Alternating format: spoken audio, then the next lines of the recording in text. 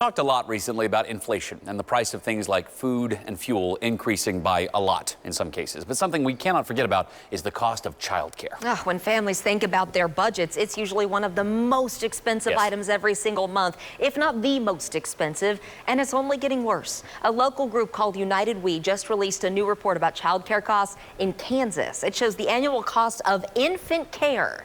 Infant care is almost 1.3 times more expensive than average in-state college tuition. That is mind-blowing. You think about saving for college. Absolutely. You don't think about saving for childcare. And one makes the other one almost impossible right now. So KSHB 41 News reporter Mackenzie Nelson showing us how it's affecting women and families all across town. The cost was just prohibitive because I was working to pay for daycare and not actually bringing home any money after I paid for daycare. Making decisions about childcare can be tough on any family, but what's making it even harder these days are the affordability and availability issues. Supply currently is not meeting demand. Many childcare facilities and in-home daycares closed during the pandemic and have no plans to reopen, exacerbating an already strained system. Jessica Combs says she struggled with trying to pay for childcare for her two young boys. We were paying $350 a week for both kiddos. That was with a sibling discount. And she says that was cheap for Johnson County. I think we were quoted $355 a week for one child at a center. That was one of the reasons she made the decision to open up her own in-home daycare. She moved to Miami County, started a farm, and opened up Country Club Kids Daycare. I thought daycare would be a good way to stay home and also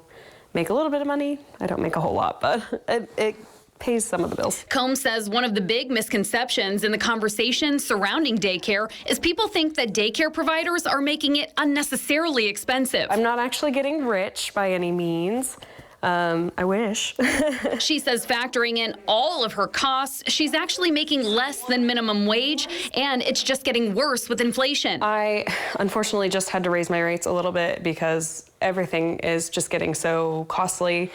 Like, we just got our utility bills and I was stunned at how much it has gone up since last year. From her perspective, having been on both sides, it's a lose-lose situation for pretty much everyone involved, and the research shows the same. We heard that it's not uncommon that childcare on a monthly basis exceeds mortgage payments.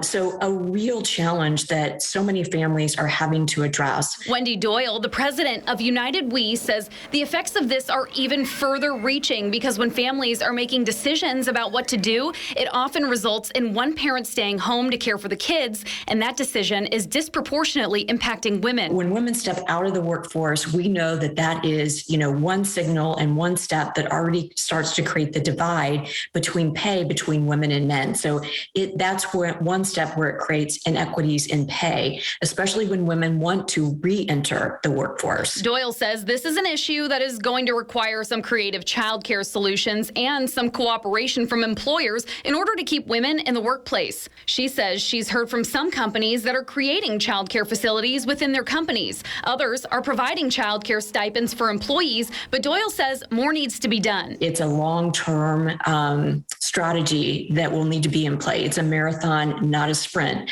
to solve the problem. But in the meantime, families are struggling. I know that's expensive, and I know it's hard. I know people have bills. I know everybody's fallen on hard times, and it's just not been a great couple of years. I'm Mackenzie Nelson, KSHB 41 News. That's just critical. United We did tell us that on the Missouri side, they're working closely with Lieutenant Governor Mike Kehoe, who has made childcare one of his major priorities. He's put together a childcare working group with key stakeholders to talk about what can be done in the short term and in the long term to create a supply that can meet the demand.